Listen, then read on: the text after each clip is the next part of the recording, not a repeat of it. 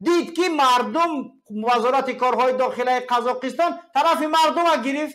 دیدید که یعنی که نهادهای مردمی شدن با مردم، اما در اینجا کار کردن در کاری که مردم باید کشته شود. چگونه؟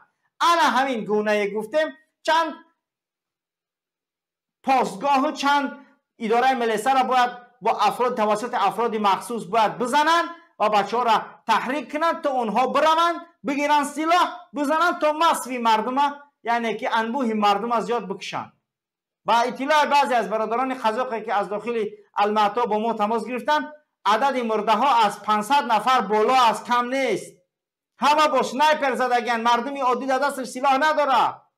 در دست اون مردم سلاح نبود. اون نه مرادیوست و کرده است، نه تروریست بود، نه اکستریمیست بود. سلاح بعد از کسی میگه کشتشتگی نیست.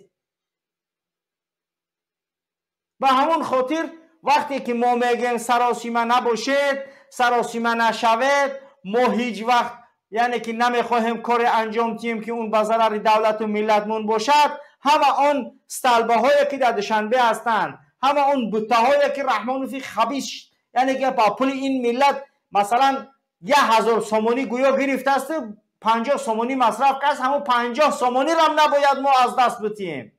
همون بیناهایی که رحمان از اونها میلیاردها مبلغ فایده گرفتگی، در جای اونها یک چیزک یعنی که گویا راست کرده از دیرکتری از سوخوز، همون باید که از بین نرود. یک سویتافوری که با پول این ملت، با بیوجت این ملت، با کاری انداز سپریدگی تاجر این ملت درست شده است، اون سویتافور نباید شکسته شود.